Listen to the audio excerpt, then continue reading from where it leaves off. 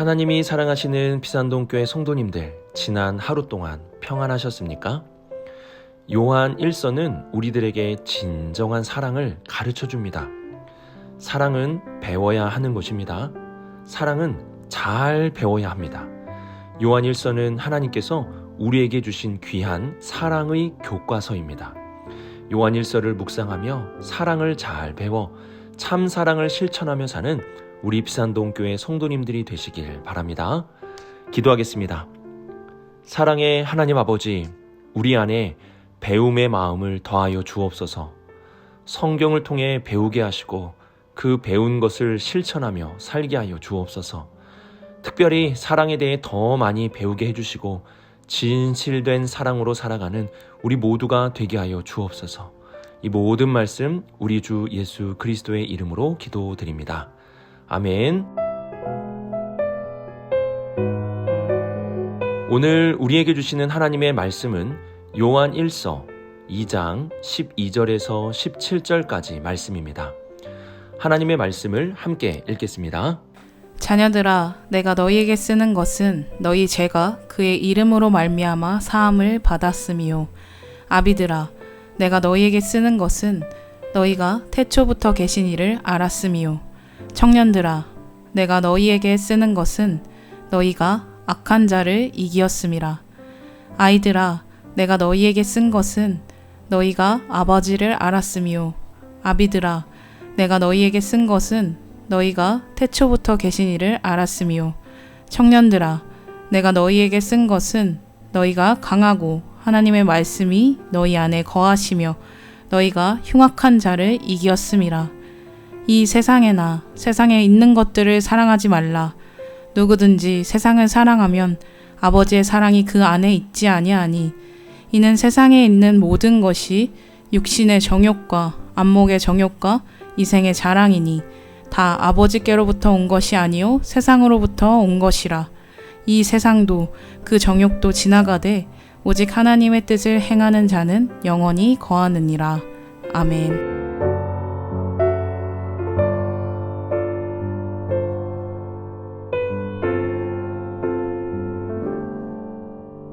12절부터 14절까지를 보시면 말씀을 듣는 대상에 대해서 알려주고 있습니다.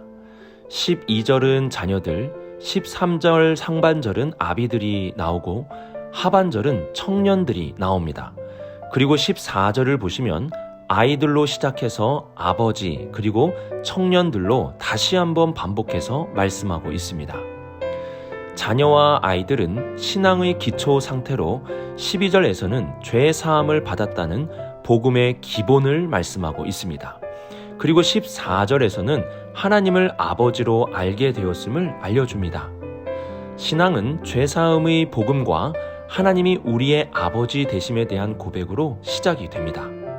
그리고 그 다음으로 요한은 아비의 신앙에 대해서 말씀합니다. 아비에 대한 부분을 보면 태초라는 말씀이 반복해서 나타납니다.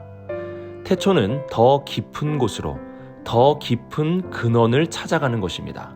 13절과 14절에서는 태초부터 계신 이를 알았다고 말씀하고 있습니다. 요한복음은 태초부터 말씀이신 예수 그리스도께서 계셨음을 알려줍니다. 아비의 신앙은 보다 더 깊은 신앙인 태초부터 계셨던 예수 그리스도에 대한 알을 말씀합니다. 그리고 청년의 신앙은 13절과 14절에 공통적으로 이기는 신앙을 말씀합니다. 강하고 담대하여 악한 자와 흉악한 자의 공격에 흔들리지 않고 이기는 신앙이 되는 것입니다. 요한은 자녀, 아비, 청년이라는 대상을 통하여 신앙의 성장에 대해서 알려주고 있습니다. 아이의 신앙에서는 복음을 받아들이고 하나님을 알아갑니다. 그리고 아비의 신앙에서는 복음의 더 깊은 곳까지 들어가 예수 그리스도에 대한 바른 암과 믿음을 가지게 됩니다. 마지막으로 청년의 신앙에서는 흔들리지 않는 믿음과 강하고 담대하여 싸워 이기는 신앙이 되는 것입니다. 요한은 이 세상의 유혹을 이기기 위해서는 멈추거나 안주하는 신앙이 되는 것이 아니라 성장하는 신앙이 되어야 함을 알려줍니다.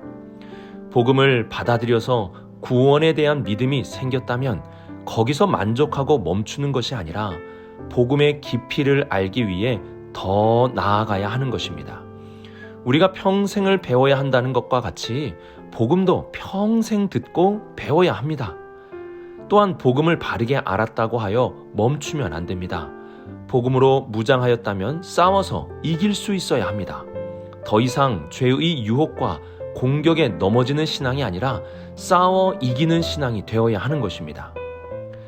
그래서 신앙생활에서 우리가 조심해야 할 것은 왕년에라는 말입니다. 내가 왕년에 이렇게 했다, 저렇게 하였다는 것은 우리의 신앙이 멈추었다는 것을 의미합니다. 신앙생활은 성장해야 합니다. 복음을 받아들였다면 더 깊이 알기 위해 도전하고 승리하기 위해 무장하고 더욱 담대하게 나아갈 수 있어야 하는 것입니다. 우리 비산동교회 모든 성도님들은 성장하는 신앙이 될 수 있기를 바랍니다. 어제보다 오늘이, 오늘보다 내일이 더욱 성장하는 우리 비산동교회 모든 성도님들이 되시길 주님의 이름으로 축복합니다.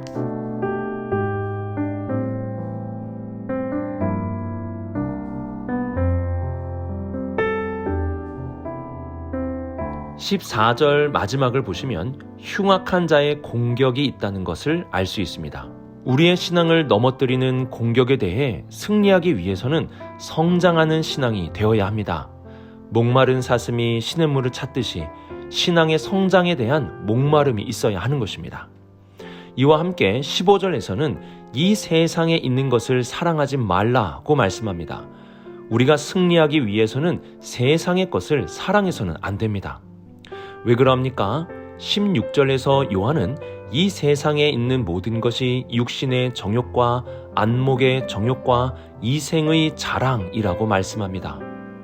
우선 성경에서 세상이라는 것은 우리가 사는 일반적인 이러한 세상을 가리키는 말로 사용이 됩니다. 그러나 성경에서 세상을 부정적으로 사용하기도 합니다. 부정적 의미로서의 세상은 타락한 세상으로 죄로 물든 세상, 죄가 이끄는 삶의 모든 방식을 세상이라고 말합니다. 우리가 이 세상을 살고 있지만 이 세상의 위험성을 잊어서는 안 되는 것입니다. 베드로는 이 세상에서 사탄이 우는 사자와 같이 두루 삼킬 자를 찾는다고 하였고, 바울은 공중권세 잡은 자들이 있는 곳이 세상이라고 하였습니다. 요한은 세상의 부정적인 면을 말씀하며 우리에게 주의할 것을 알려주고 있는 것입니다. 16절의 육신의 정욕에서 육신이라는 것은 우리의 몸을 말하는 것이 아니라 하나님을 멀리하려는 죄된 본성을 말합니다. 이 세상에는 하나님을 멀리하는 죄된 본성에 따라 살게 하려는 것이 있습니다. 또한 안목의 정욕이라는 것은 보는 것의 위험성을 말하는데, 이 세상을 보면 보는 것을 통해 우리를 넘어뜨리고 잘못된 방향으로 가게 하는 것이 많이 있습니다. 에덴 동산에서 죄의 유혹을 받을 때 선악과를 보고 보암직하기도 하였다는 말씀이 기록되어 있습니다. 이렇게 보는 것을 통해 죄가 들어오기도 하는 것입니다. 특히 음란함은 안목의 정욕을 통해 우리 안에 잘 들어오게 됩니다. 마지막 이생의 자랑이라는 것은 자신의 것을 자랑하는 것으로 다른 사람을 깔보고 자신을 높게 여기는 마음을 말합니다. 이 세상에는 이러한 죄된 면이 있음을 잊어서는 안 됩니다. 그래서 우리가 이 세상에 있는 것들을 너무 사랑하게 되면 그 안에 있는 죄된 본성과 하나님을 멀리하게 되는 것들을 자연스럽게 사랑할 수 있게 되는 것입니다. 우리는 세상을 사랑하는 것이 아니라 이 세상에서 하나님의 뜻을 분별하는 삶을 살아가야 합니다. 이 세상에 있는 모든 것을 다 수용하고 받아들이는 것이 아니라 하나님이 기뻐하시고 온전하게 여기시는 것을 구별할 줄 알아야 합니다. 세상에 있다고 다 유익한 것이 아닙니다. 그 안에는 육신의 정욕, 안목의 정욕, 이생의 자랑이 담겨 있습니다. 우리가 승리하는 삶을 살아가기 위해서는 이 세상을 사랑하는 마음이 아니라 하나님 아버지를 사랑하는 마음으로 세상 속에서 구별되어 살아가야 하는 것입니다.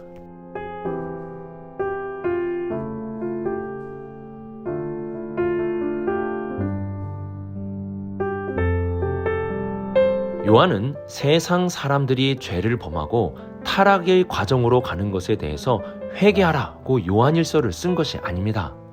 요한은 하나님을 사랑하고 있는 교회 성도들을 향하여 편지를 쓴 것입니다.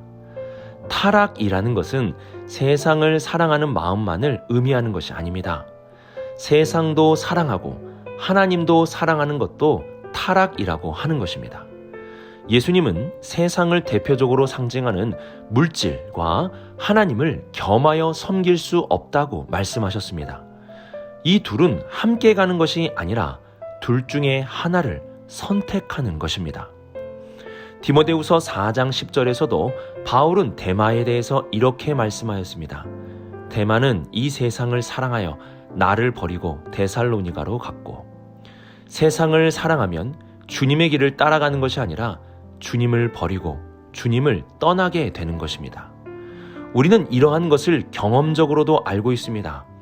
세상의 일들이 잘 되어 세상의 것을 우선하고, 그래서 세상에서 높아져서 세상 사람들에게 자랑할 것이 많아진 사람치고, 하나님을 사랑하는 사람, 진실로 하나님을 사랑하는 사람을 본 적이 있으십니까? 이상하게 세상을 사랑하면 하나님 아버지에 대한 마음이 사라지게 됩니다. 그래서 15절에서도 분명하게 누구든지 세상을 사랑하면 아버지의 사랑이 그 안에 있지 아니하니라고 말씀합니다. 요한일서에서 말씀하는 부정적인 의미로서의 세상과 하나님을 향한 사랑은 양립할 수 없는 것입니다. 우리가 세상에 있는 것들을 사랑하면 사랑할수록 하나님 아버지를 향한 사랑은 점점 줄어들게 되고 나중에는 없어지게 될 수도 있습니다. 왜 세상을 사랑하면 하나님의 사랑이 점점 줄어들게 되고 없어지게 되는 것일까요? 요한일서 4장 10절을 보면 사랑에 대해 이렇게 말씀합니다.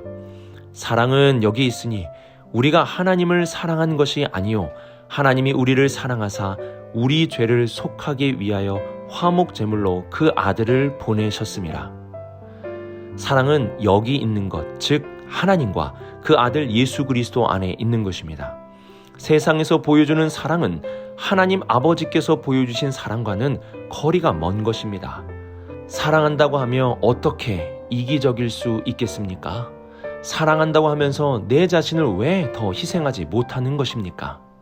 세상의 것을 사랑하면 잘못된 사랑 안에 거하게 되고, 그 잘못된 사랑은 참 사랑이신 하나님의 사랑과 멀어지게 만드는 것입니다. 진정한 사랑은 하나님과 예수 그리스도를 통해 배우고 경험해야 합니다. 그리고 그 사랑을 우리 안에 채워야 합니다. 잘못된 사랑을 담고 잘못된 사랑을 쫓는다면 우리는 참 사랑, 하나님께서 보여주신 사랑과는 저절로 거리가 멀어지게 되는 것입니다. 오늘의 말씀을 묵상하며 우리 안에 신앙의 성장이 있는지 돌아볼 수 있어야 합니다. 세상의 것이 더 좋아지고 이 세상을 사랑하는 마음이 생기게 된다면 우리의 신앙의 연수가 아무리 많아도 신앙의 성장은 멈추어 버린 것입니다. 세상을 사랑하는 것이 아니라 세상 속에서 분별하는 마음을 가질 수 있기를 바랍니다.